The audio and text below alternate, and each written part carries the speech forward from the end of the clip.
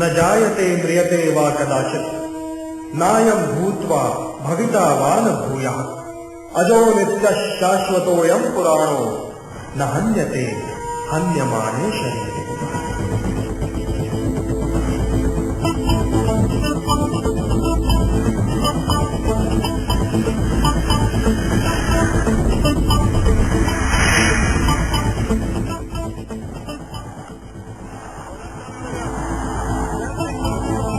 सचिन अमर हो जाएंगे, लता जी अमर हो जाएंगी,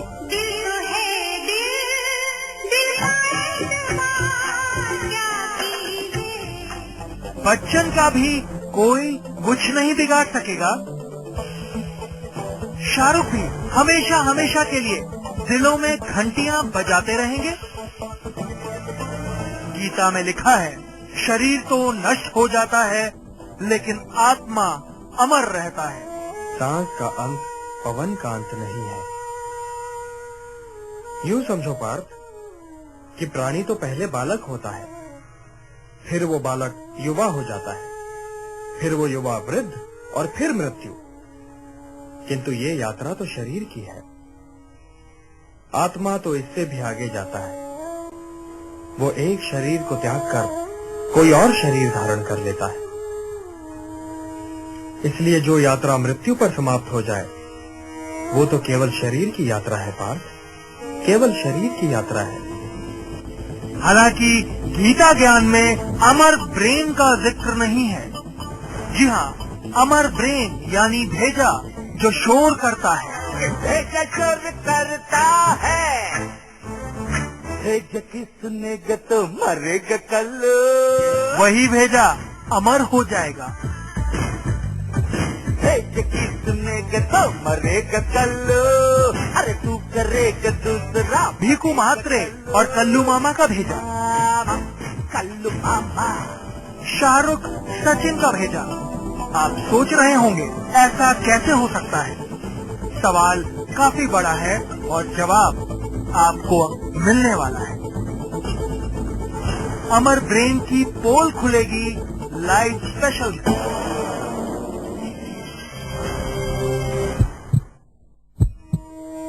न जायते म्रियते वा कदाचित् नायं भूत्वा भविता वा न भूयः अजो नित्यः शाश्वतोऽयं पुराणो न हन्यते हन्यमाने शरीरे।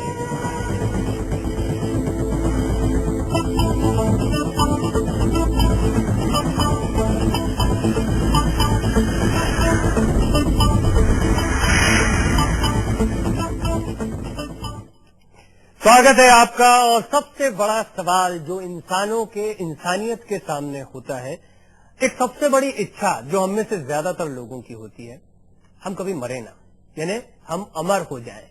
क्या ये मुमकिन है?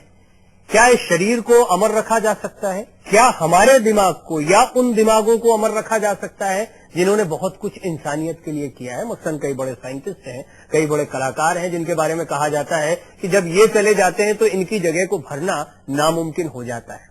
क्या ऐसी शख्सियतों को अमर किया जा सकता है, इनके दिमाग को, इनके शरीर को, या फिर पूरे इंसान को अमर करने का कोई तरीका हो सकता है? ये एक बहुत बड़ा सवाल है, आज से नहीं है, हमेशा से पुराणों में तो ये जिक्र भी मिलता है कि अष्ट चिरंजीवी हैं जो अमर हैं। लेकिन आज की तारीख में किस किस्म के प्रयोग हो रहे हैं, किस तरह की तैयारियां की जा रही हैं इंसान के इस सपने को पूरा करने के लिए, इसकी तमाम रिपोर्ट्स, इसकी तमाम जानकारियां हम आपके सामने रखेंगे। मेरे साथ तमाम मेहमान मौजूद होंगे जो अलग अलग मसलों पर बातचीत करेंगे, चाहे पुराणों में अमरत्व के बारे में जो कुछ लिखा है, क्या कहती है न्यूरोलॉजी, क्या दिमाग को रखा जा सकता है अमर, क्या शरीर को रखा जा सकता है, जेनेटिक एक्सपर्ट्स क्या कहते हैं, इन तमाम मसलों पर हम बातचीत करेंगे। मेरे साथ डॉक्टर के चौधरी इस वक्त स्टूडियो में मौजूद हैं। डॉक्टर के चौधरी देश के जाने माने न्यूरो सर्जन हैं, साथ ही साथ बीएल कपूर हॉस्पिटल से जुड़े हुए हैं।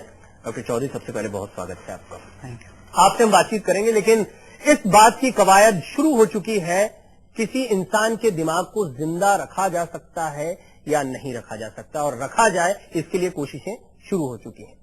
बाद में जब ऐसी टेक्नोलॉजी आ जाए तब ये सुरक्षित दिमाग किसी और शरीर में लगाया जा सके, और इस दिशा में एक कंपनी ने काम करना भी शुरू कर दिया। आपको थोड़ा चौंका रही होगी मेरी ये बातें, लेकिन ये सच है, ऐसी कोशिशें हो रही हैं। रिपोर्ट देखिए, विस्तार से आपको इसके बारे में जानकारी।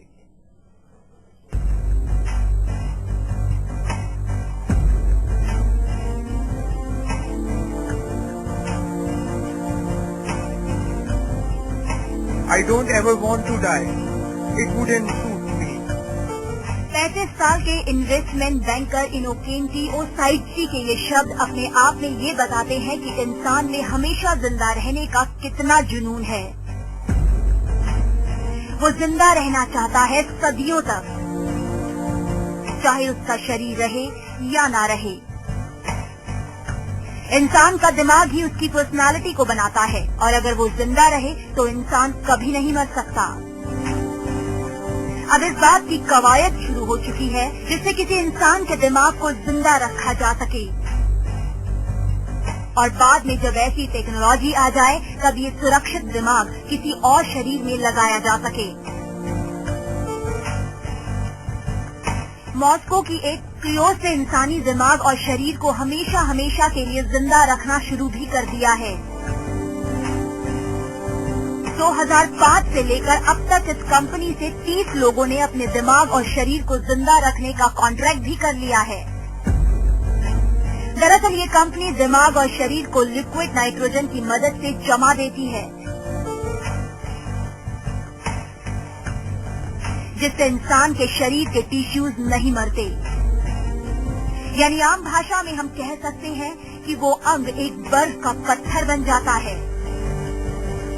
ये कंपनी दिमाग को नई जिंदगी देने लायक सुरक्षित बनाए रखने के लिए 4,68,000 और पूरे शरीर को सुरक्षित रखने के लिए 14,04,000 रुपए लेती है। कोई भी इंसान अपने दिमाग को सदियों सदियों तक जिंदा रख सकता है, तब तक जब तक कि दिमाग को ट्रांसप्लांट करने की तकनीक को इजाद न कर लिया जाए, यानी अमर ब्रेन। हालांकि इस पर कई सवाल उठते हैं।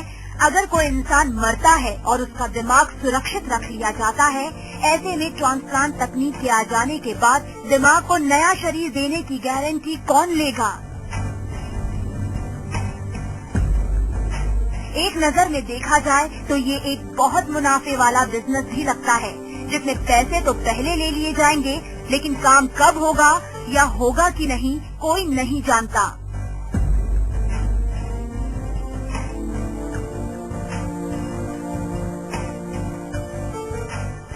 Special desk, live India.